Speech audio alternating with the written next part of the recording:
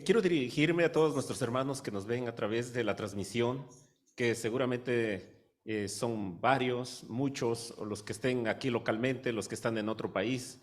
A todos ustedes me dirijo con el saludo de nuestro Señor Jesucristo, igual a los que ya estamos aquí en este lugar. Paz a vosotros, hermanos. Ocupen sus lugares, por favor, pónganse cómodos. Fíjense, hermanos, que qué maravilloso es poder meditar en la palabra de nuestro Dios. Dicen los grandes pensadores que mientras sigamos viviendo, es necesario seguir aprendiendo para poder vivir. Qué juego de palabras, pero me gusta esto porque mientras sigamos viviendo es necesario aprender. Y aprender para que se pueda vivir una vida ciertamente libre, como decía nuestro Señor Jesucristo, y conoceréis la verdad, y la verdad os libertará. En esta ocasión quiero explicar un punto de fe más y voy a explicar el punto de fe número 13, ya que el último que explicamos fue el número 12 y se tituló El sábado del Señor. Hoy es el punto de fe número 13 y es la Pascua cristiana. Es el punto de fe número 13.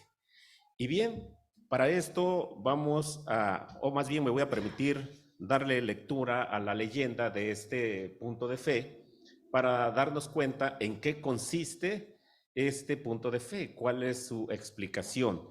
Y la leyenda dice así: creemos que la Pascua del Señor es una ordenanza dada a la Iglesia como un memorial de la muerte de Cristo y sería observada anualmente al principio del 14 de Nisan, que durante la celebración de este acto se usaría pan sin levadura y jugo de uva sin fermentar, como usó Jesús la noche que la instituyó, representando en ellos el rompimiento de su carne y de su sangre. Bien, pues esta es la leyenda de este punto de fe número 13 y es acerca, o se trata acerca de la Pascua cristiana. Y bien, esta Pascua cristiana, por supuesto que está siguiendo un modelo, y el modelo es la Pascua antigua, voy a usar este término. Pero ahora los que estamos aquí, quiero preguntarles, ¿qué diferencia hay entre la Pascua cristiana y la Pascua antigua en el ceremonial? Hermano Samuelito, mis hermanas que están allá atrás, ¿cuál sería la diferencia entre la Pascua cristiana hablando del ceremonial? Antes se ofrecía, o más bien, pan sin levadura. Más bien se sacrificaba, ¿verdad? De una forma literal. Y esa es la gran diferencia, ¿no? De que antes era literal y ahora, o más bien cuando viene nuestro Señor Jesucristo y establece el nuevo pacto, ya no es literal, sino es de una forma simbólica o representativa. Esa es la gran diferencia. Por lo tanto, vamos a iniciar mirando porque nuestra leyenda dice que se debería de celebrar el día 14 del primer mes del calendario sagrado que lleva por nombre Nisan. Y tenemos el fundamento bíblico. Y quiero ir con ustedes al Antiguo Testamento. Y dice el libro de Levítico en el capítulo número 23. Levítico capítulo número 23.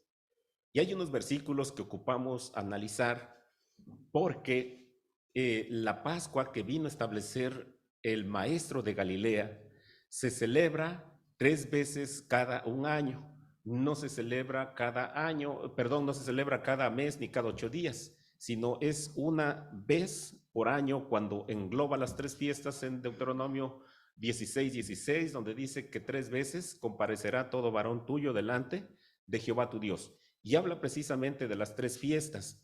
Y esta fiesta de los panes sin levadura o panes ácimos o la Pascua esta es más bien la primera fiesta del año. Y les dije Levítico capítulo 23 y el verso número 4 dice: estas son las solemnidades de Jehová, las cuales, las convocaciones santas a las cuales convocaréis en sus tiempos. Eso es muy importante.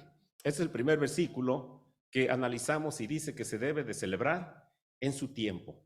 Y ya miramos que nuestra leyenda decía que debería de ser el día 14 del primer mes del calendario sagrado llamado Nisan. Bien, entonces no se puede celebrar antes, no se puede celebrar después, sino solamente siguiendo esta fecha. Versículo número 5. En el mes primero, a los 14 del mes, entre las 2 tardes, Pascua es a Jehová.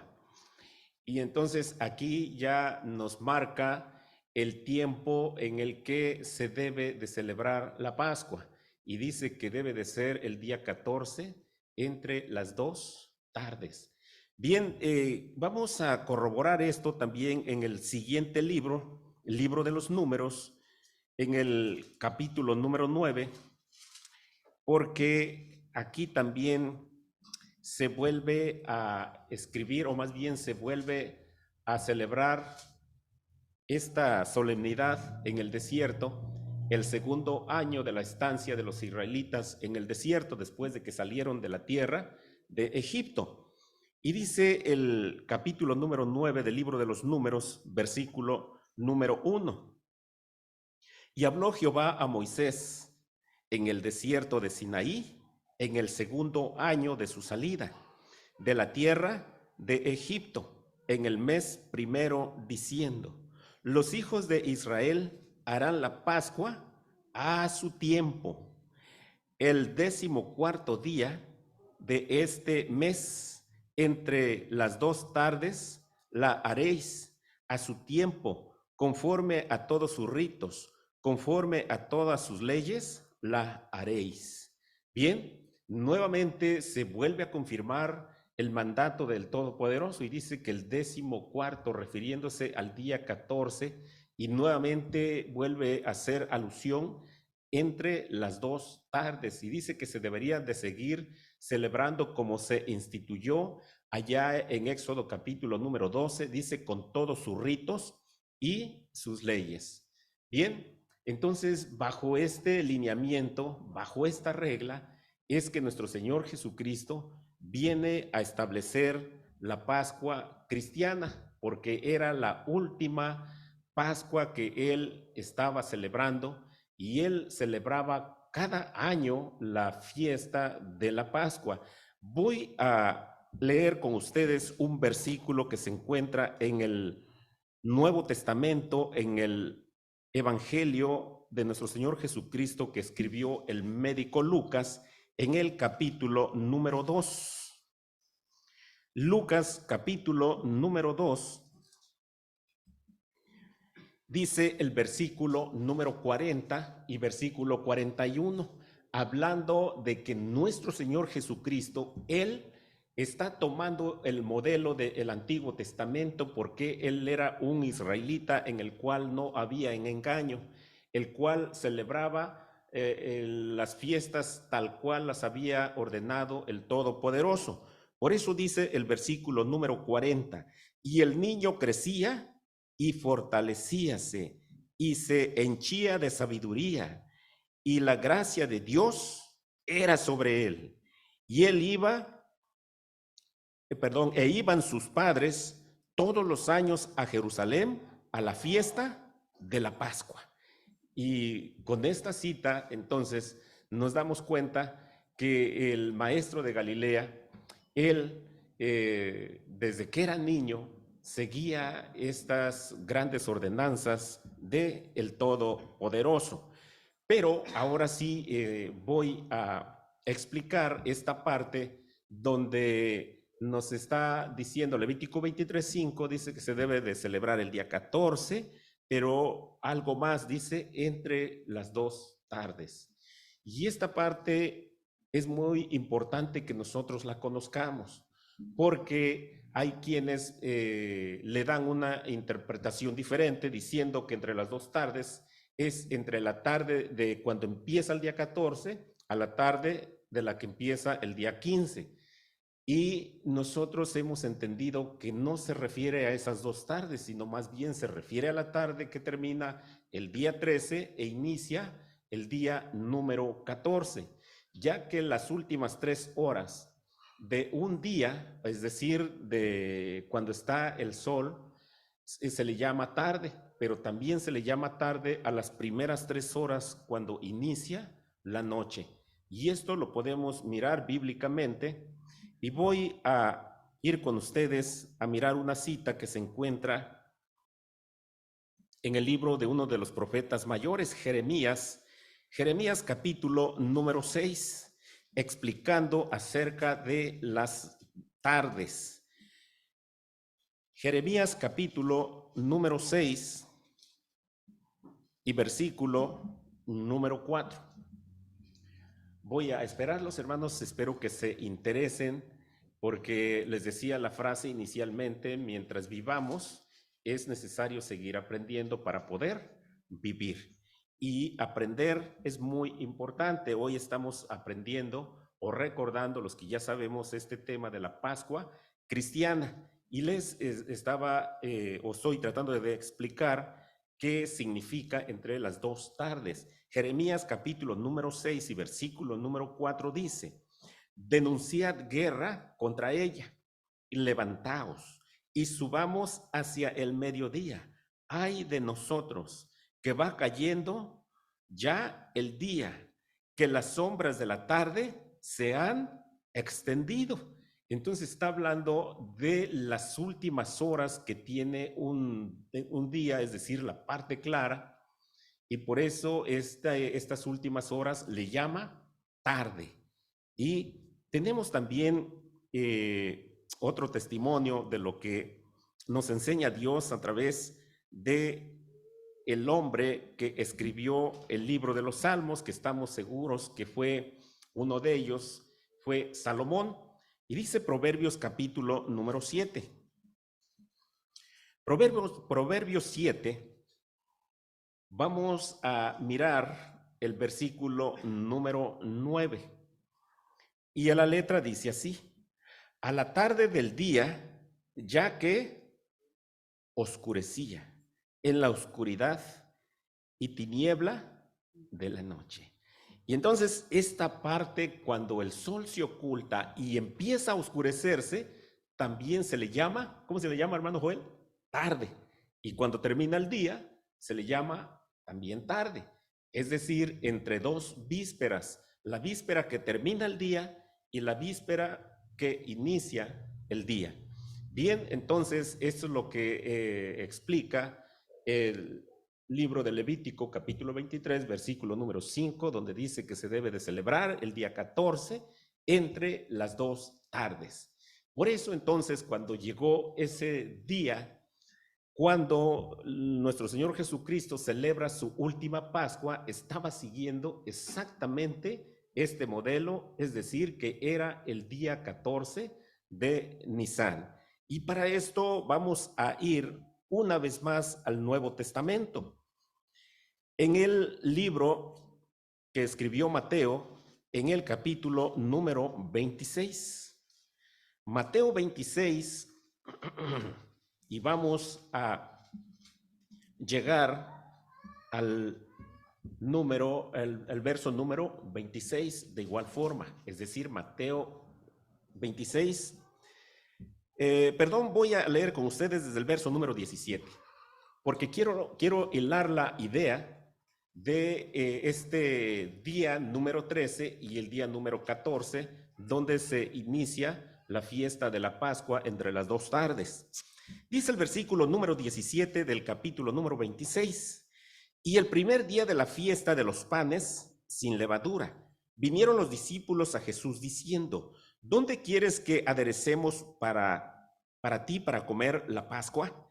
Es decir, este versículo está diciendo que se acercó ya el día en el que se debe de celebrar los panes sin levadura, dicho de otra forma, la Pascua, los ácimos, y los discípulos le dicen al Señor Jesús: ¿dónde quieres que aparejemos para ti para comer la Pascua? ¿En dónde quieres que preparemos? Porque hoy es día 13, es necesario que nos apercibamos y vayamos a preparar, es decir, a matar el cordero y poderlo aderezar para cuando se oculte el sol e inicie la siguiente tarde, podamos iniciar con esta festividad.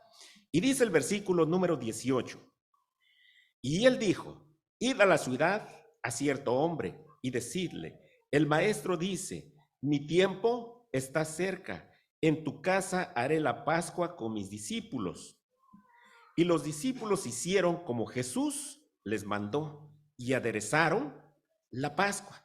Fíjense, voy versículo por versículo porque es necesario que vayamos entendiendo que este es el día número 13 del mes de Nisan y es el día de preparación.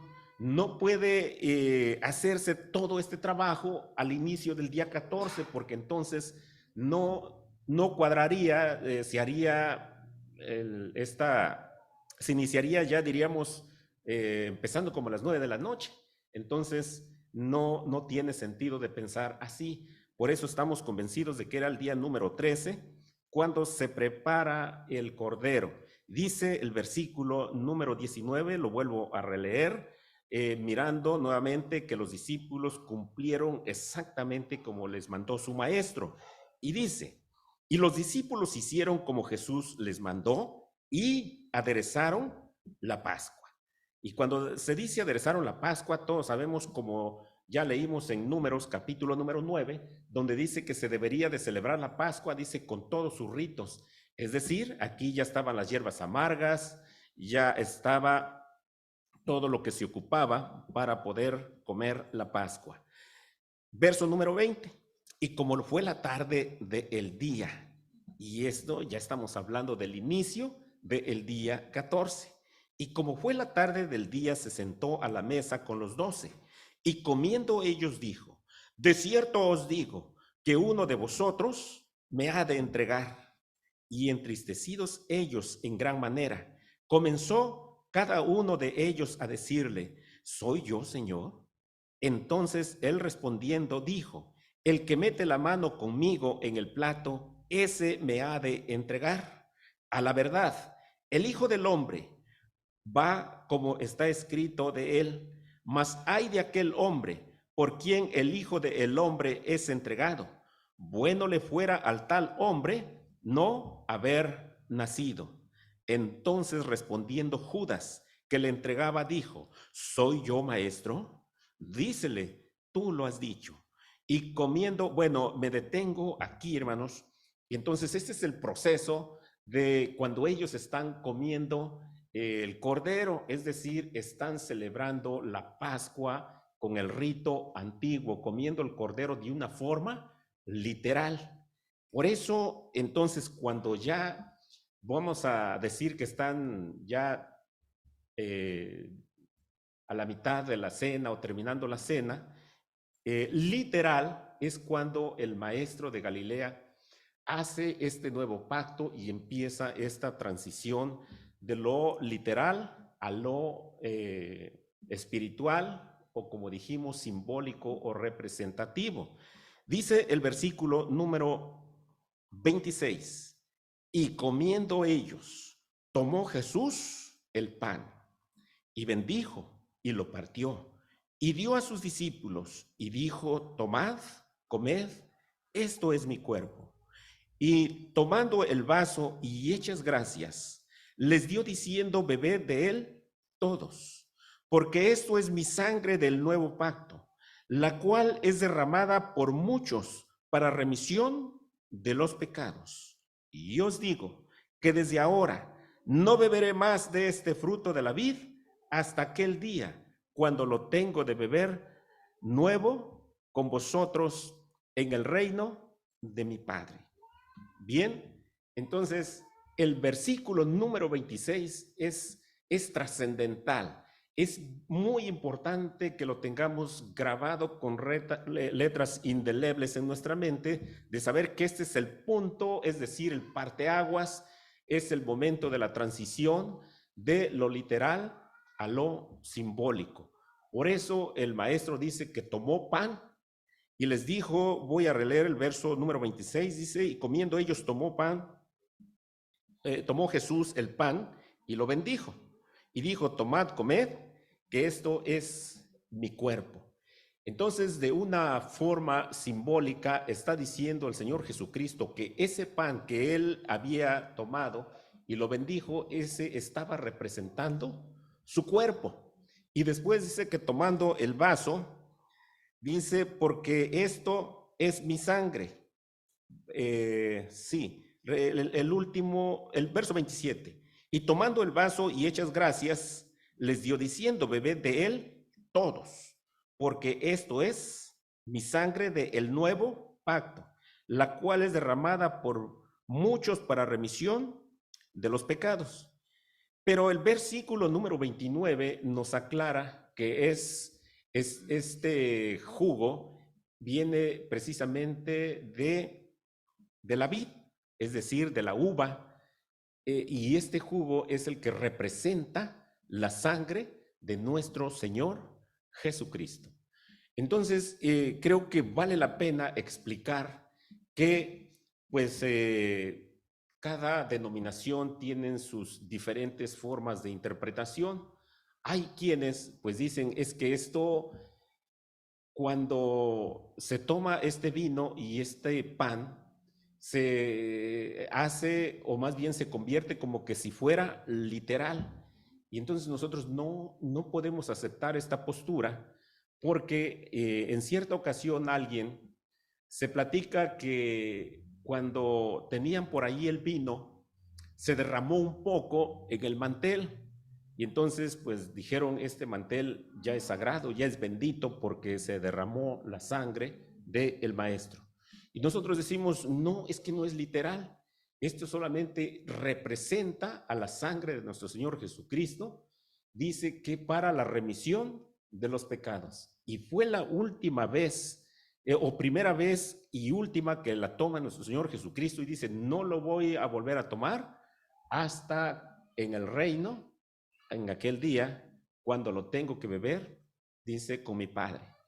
Bien, entonces este es el momento de la transición.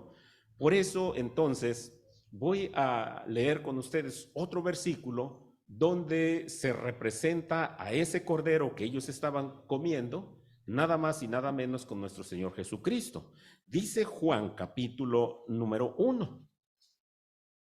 Vamos a ir a este evangelio que escribió Juan, un discípulo muy querido por nuestro Señor Jesucristo, porque dice que se recostaba en su pecho. Y dice Juan capítulo número 1 y versículo número 29. Pero aclaro, este texto que vamos a leer, aunque lo escribe Juan el apóstol, el que está, el protagonista de este versículo es Juan el Bautista. Son dos hombres con el mismo nombre. Y dice el versículo número 29. El siguiente día ve Juan a Jesús, que venía a él, y dice, he aquí el Cordero de Dios que quita el pecado del mundo. Y entonces, ¿realmente Jesucristo era un cordero literal? Hermano Ángel, como que ya miro que le está dando sueño, hermano Ángel. Sí, entonces, cuando mira Juan el Bautista, que también era el precursor de nuestro Señor Jesucristo, dicho de otra forma, él vino predicando primero el evangelio de arrepentimiento y después vino nuestro Señor Jesucristo. Por eso, en algún versículo, como es Mateo 3:11, decía Juan, dice, yo bautizo con agua, pero el que viene tras mí, yo no soy digno de desatar la correa de su zapato. Él los va a bautizar en Espíritu Santo y en fuego. Y hablaba precisamente de nuestro Señor Jesucristo. Por eso, cuando él descubre que él venía y dice entonces, y aquí el que representa a un cordero, es como que si fuera un cordero de Dios que quita el pecado del mundo. Entonces, una vez más, aclaramos que nuestro Señor Jesucristo es el cordero de una forma simbólica. Bien, quiero también explicar acerca de ¿por qué los judíos celebran la Pascua el día 15? Y nuestro Señor Jesucristo la celebra el día 14. Esto, la Iglesia de Dios, hemos entendido que los judíos, cuando regresan de Babilonia, ellos juntan el sacrificio que se hacía el día 14 y lo unen con el sábado ceremonial, que era el día número 15. Por eso ellos celebran este rito del 14 en el día 15 como un solo rito. Pero hemos aprendido a través de las investigaciones que nuestro Señor Jesucristo y los samaritanos, ellos venían observando el rito antiguo, ya que hay una enciclopedia judaica donde nos enseña que los samaritanos y los galileos seguían celebrando el rito antiguo. Y entonces la pregunta es, ¿Jesucristo era samaritano o era galileo? Dicen, pues no sabemos, pero yo les aclaro que era Galileo. Entonces por eso nosotros decimos, ¿el maestro de dónde, hermano Felipe? De Galilea. El maestro de Galilea, él era Galileo. Y los samaritanos, ellos seguían observando el rito antiguo, es decir, el día 14 de Nisan. Y esa es la razón entonces por la cual los judíos hoy en día, o desde esos tiempos hasta hoy en día, siguen celebrando su Pascua el día número 15 del primer mes. Pero nuestro Señor Jesucristo nos enseñó que se debe de celebrar el día 14, ya que Él no fue transgresor de la ley. El apóstol Pedro dice que en el cual no fue hallado engaño en su boca. Por lo tanto, Él no nos vino a enseñar que se debería de celebrar un día después. Él dice en algunos versículos, como es Gálatas 4:4, dice que venido el cumplimiento del tiempo, Dios envió a su Hijo hecho de mujer y súbdito a la ley. Súbdito quiere decir que se sujetó a lo ya establecido por el Todopoderoso. Bien, entonces aclarando esta parte, nuestro Señor Jesucristo no fue transgresor, Él enseñó tal cual lo aprendió de su Padre. Él decía, esta doctrina que yo les traigo no es mía, sino más bien es de el que me envió. Bien, y vamos a mirar entonces, les decía, ahora ya mirando esta parte de la transición, habla el escritor de la carta a los Hebreos en el capítulo número 9. Hebreos, capítulo número 9, nos va a explicar algunas partes de cómo se celebraba el rito antiguo y cómo viene después a establecerse en la transición de una forma simbólica. Y dice el versículo número 22 de Hebreos 9, y casi todo es purificado según la ley con sangre, y sin derramamiento de sangre no se hace remisión. Fue pues necesario que las figuras de las cosas celestiales fuesen purificadas con estas cosas, pero las mismas cosas celestiales con mejores sacrificios que estos, porque no entró Cristo en el santuario hecho de mano, figura del verdadero, sino en el mismo cielo, para presentarse ahora por nosotros en la presencia de Dios, y no para ofrecerse muchas veces. Asimismo, como entra el pontífice en el santuario cada año con sangre ajena, de otra manera, fuera necesario que hubiera padecido muchas veces desde el principio del mundo, mas ahora, una vez en la consumación de los siglos, para el deshacimiento del pecado, se presentó por el sacrificio de sí mismo. Y bien, pues dice que estas eran figuras celestiales. Y dice que nuestro Señor Jesucristo no entra como entraba el sumo sacerdote cada año, y dice que tenía que hacer algunos algunos ritos, dice que tenía que degollar un becerro para poder pedir perdón por él mismo y luego por su familia. Pero después había dos machos de cabrío. Dice que uno tenían que poner el pueblo, todo el pueblo tenía que poner sus manos sobre la cabeza de este macho de cabrío y después era degollado. Y tenía que llevar esta sangre adentro del lugar santísimo para el perdón de los pecados. Y bien, y dice que nuestro Señor Jesucristo viene y muere una sola vez.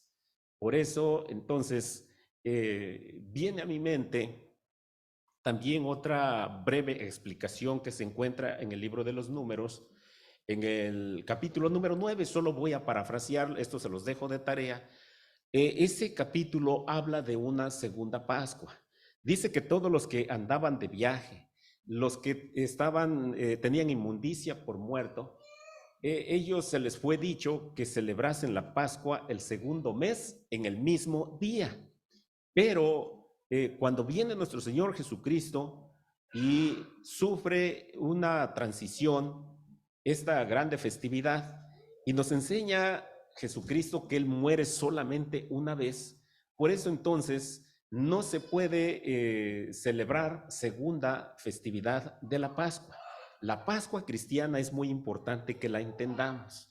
Todos los que hemos hecho ese pacto con Dios, hemos adquirido ese compromiso. Es importante que cuando se acerca esta gran solemnidad, pues no salgamos lejos si tenemos ese tiempo para ir de vacaciones, pues lo hagamos en otra ocasión, porque es muy importante de poder participar de estos emblemas que representan el cuerpo y la sangre de nuestro Señor Jesucristo para el perdón de nuestros pecados. Sigo leyendo el capítulo número 10, vale la pena leer otros 10 versículos del capítulo número 10 de esta misma carta a los Hebreos, y dice: porque la ley, teniendo la sombra de los bienes venideros, no la imagen misma de las cosas, nunca puede por los mismos sacrificios que ofrecen continuamente cada año hacer perfectos a los que se allegan. De otra manera, cesarían de ofrecerse, porque los que tributan este culto, limpios de una vez, no tendrían más conciencia de pecado. Pero en estos sacrificios, cada año se hace conmemoración de los pecados, porque la sangre de los toros y de los machos cabríos no pueden quitar los pecados. Por lo cual, entrando en el mundo, dice: sacrificio y presente no quisiste, mas me apropiaste cuerpo. Holocaustos y expiaciones por el pecado no te agradaron. Entonces dije: heme aquí, en la cabecera del libro está escrito de mí, para que haga, oh Dios, tu voluntad. Diciendo arriba: sacrificio y presente y holocaustos y expiaciones por el pecado no quisiste, ni te agradaron, las cuales cosas se ofrecen según la ley. Entonces dije: heme aquí, para que haga, oh Dios, tu voluntad. Quita lo primero para establecer lo postrero, en la cual voluntad somos santificados por la ofrenda del cuerpo de Jesucristo, hecha una sola vez. Bien, y entonces lo que está de una forma profética hablando el escritor, como que si el mismo Jesucristo estuviera hablando, y dice: sacrificio y expiaciones por el pecado, ya no quisiste, ya no te agradaron, y me apropiaste cuerpo.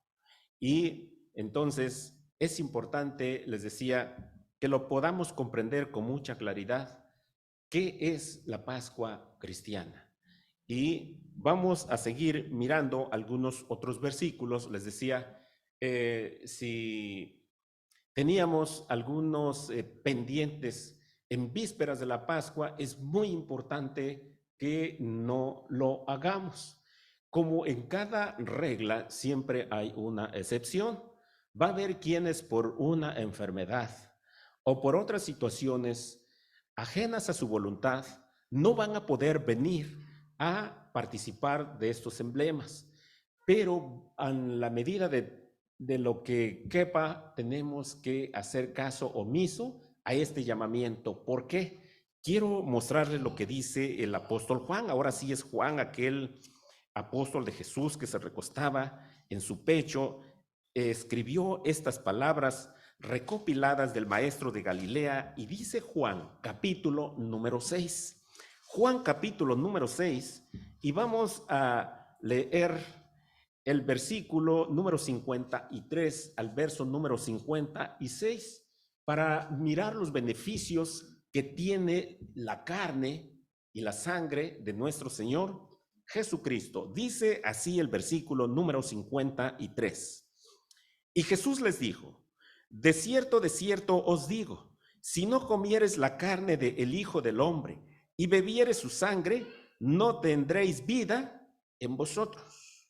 El que come mi carne y bebe mi sangre tiene vida eterna, y yo le resucitaré en el día postrero, porque mi carne es verdadera comida y mi sangre es verdadera bebida. El que come mi carne y bebe mi sangre, en mí permanece y yo en él. Cuán importante es entonces de poder participar de esos emblemas que representan nada más y nada menos que al cuerpo de nuestro Señor Jesucristo y su sangre. ¿Cuál es el beneficio que nosotros recibimos? Ese beneficio dice que si nosotros lo hacemos, dice que Él nos va a resucitar en el día postrero. Y cuando dice el día postrero, está haciendo referencia cuando venga por segunda vez, según lo narra Primera Tesalonicenses capítulo número 4 y verso 16, donde dice que con trompeta de Dios y con voz de arcángel, dice que va a descender y los muertos en Cristo van a resucitar primero. Pero si esos muertos siguieron esta regla, si no la siguieron, pues entonces quedarán allí por un lapso de 1000 años, hasta que pasen esos 1000 años y entonces viene la segunda resurrección. Creo que es momento de que hagamos conciencia qué significa la Pascua cristiana, ya que Apocalipsis capítulo número 20 y verso 6, que todos lo conocemos, dice: bienaventurado y santo el que tiene parte en la segunda resurrección. Dice, porque estos ya la muerte no va a tener potestad en ellos. Entonces es muy importante que sepamos en qué nos beneficia esta Pascua cristiana que vino a establecer el Señor Jesucristo. Bien, quiero entonces ir buscando cómo llegar al final de este estudio, pero vamos a ir a las cartas de Pablo, carta a los Corintios en el capítulo número 10. Carta a los Corintios en el capítulo número 10, y voy a leer con ustedes lo que queda plasmado en esta carta del apóstol Pablo, porque algo muy importante allá en Filipenses capítulo número 1, si no me equivoco, habla precisamente de que este apóstol Pablo, él recibió esta doctrina directamente de nuestro Señor Jesucristo. Y dice entonces, primera carta a los Corintios capítulo número 10 y versículo 16 y verso número 17 también. Dice así el 16: la copa de bendición que bendecimos, ¿no es la comunión de la sangre de Cristo? Y el pan que comemos, ¿no es la comunión del cuerpo de Cristo? Estas son interrogantes, son preguntas que se está haciendo. ¿Acaso esto no es algo que nos tiene cerca del Señor Jesús cuando nosotros participamos del pan y también de su sangre? Verso número 17. Porque un pan es que muchos somos un cuerpo, pues todos participamos de aquel pan. Entonces, les decía, es importante que sepamos que este apóstol recibe esta doctrina, y esto es lo que él está diciendo, o más bien está validando esta enseñanza que vino a dejarnos nuestro maestro. Bien, aquí mismo en la primera carta a los Corintios, en el capítulo número 5 y vamos a leer un versículo para que podamos unir toda la idea de la Pascua cristiana con todos sus ritos o con todas sus leyes, como decía Números 9. Dice el versículo número 7 de la primera carta a los Corintios 5 y verso 7. Limpiad pues la vieja levadura, para que seáis nueva masa. Como sois sin levadura, me detengo. Levadura igual a enseñanza, masa igual a la doctrina. Y sigue diciendo que es Cristo, bueno, dice, porque nuestra Pascua, que es Cristo, fue sacrificada por nosotros. Así que hagamos fiesta no en la vieja levadura, ni en la levadura de malicia y de maldad, sino en ázimos de sinceridad y de verdad. Entonces, vamos a seguir celebrando esta festividad, pero en conclusión, dice que el pan y que representa su cuerpo y el vino que representa a su sangre, ambas cosas se le llama Pascua. Cristo es nuestra Pascua. Y aquí encontramos esta parte en el último renglón del versículo número 7. El anteúltimo renglón dice, porque nuestra Pascua, que es Cristo, fue sacrificada por nosotros. Y engloba todo el rito completo. Muy bien. Entonces, hemos comprendido con mucha claridad qué es la Pascua cristiana y que es importante que todos participemos de ella mientras Dios nos conceda la vida. Y otra vez, en cada regla hay una excepción y esa excepción va a aplicar solamente para aquellos y aquellas que por diversas circunstancias ajenas a su voluntad no van a poder asistir para poder ser participantes de estos emblemas. Y seguramente el Todopoderoso ha de tener misericordia de estos hermanos y hermanas que no pueden participar por las circunstancias por las que atraviesan en esa grande festividad. Voy a finalizar con ustedes este tema, pero quiero invitarles a que nos pongamos en pie y vamos a buscar la primera carta a los Corintios en el capítulo número 11. Primera carta a los Corintios en el capítulo número 11. Y vamos a leer juntos desde el verso número 23 al verso número 26. Y con esta parte vamos a cerrar esta explicación de la Pascua cristiana. Si ya estamos ahí, iniciemos en el versículo número 23. Porque yo recibí del Señor lo que también os he enseñado, que el Señor Jesús, la noche que fue entregado, tomó pan, y habiendo dado gracias, lo partió y dijo, tomad, comed, esto es mi cuerpo que por vosotros es partido. Haced esto en memoria de mí. Asimismo tomó también la copa, después de haber cenado, diciendo, esta copa es el nuevo pacto en mi sangre. Haced esto todas las veces que bebieres y en memoria de mí, porque todas las veces que comieres este pan y bebieres esta copa, la muerte del Señor anunciáis hasta que venga. Amén. Pues hermanos, qué maravillosa es la palabra de Dios. Nos trae esta grande enseñanza y dice que todas las veces que nosotros participemos de estos emblemas sagrados, dice que la muerte del Señor anunciamos hasta que venga. Pero cuando dice todas las veces, se refiere cada año. No se refiere cada domingo ni cada mes, sino como lo estableció nuestro Señor Jesucristo, recibido por su Padre.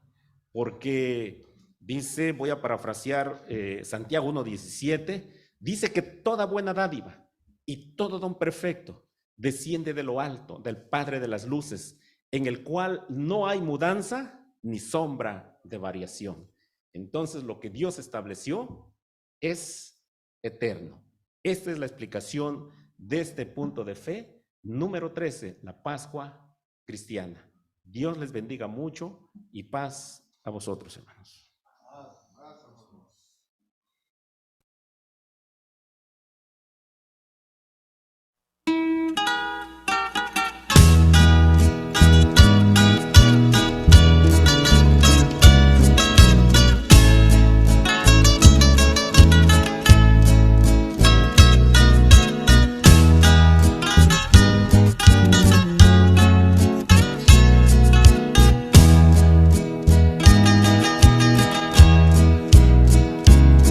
Ya es tiempo de que escuches